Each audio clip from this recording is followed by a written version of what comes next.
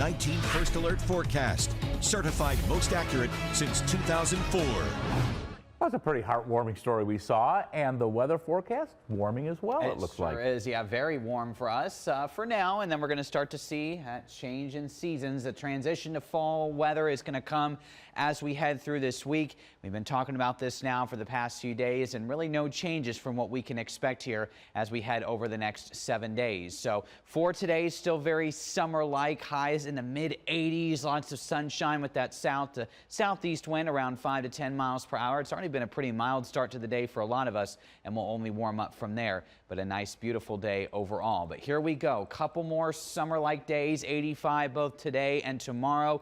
Tuesday, the transition day with showers. We're in the lower 70s, and then here we go. Wednesday and Thursday actually below normal, below seasonable. Only 60 on Thursday. In fact, latest data coming in, I wouldn't be surprised if that needs to be adjusted with highs only in the 50s, but then we'll start to warm back up towards seasonable Friday and Saturday. You see our normal high for today anyway is 68 degrees. So let's talk first alert future view and rain chances. Nothing today, of course, lots of sunshine. Tomorrow will be dry as well, even if we see a few more clouds in the sky. We'll try to see some light showers approach late tomorrow, but I'd say we stay dry until we hit Monday night and really Tuesday morning. Here we go, 7 in the morning. There'll be a few showers out there and then really expanding in coverage getting towards midday. Notice there's the potential for some downpours, some thunderstorms embedded within these rain showers. I'm still not expecting any severe weather, but with downpours, got to watch out, some blinding rain possible in spots as you may be traveling. And then once we get to the evening hours, notice a secondary line here of some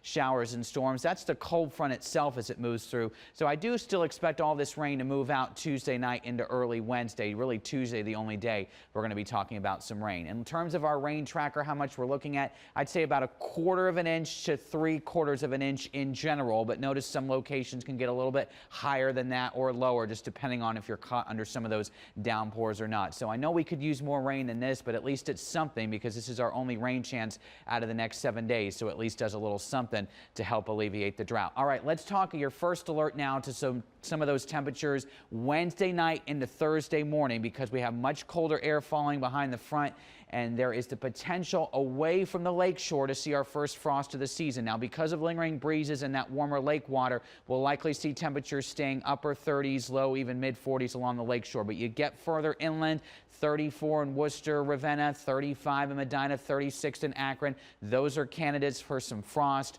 We'll watch this very closely. Again, this is Wednesday night, Thursday morning, and we could very well be seeing this again Thursday night into Friday morning. So first alert 7-day, here we go. Couple more summer-like days, showers and storms on Tuesday, and then much cooler but drier as we head towards the upcoming weekend.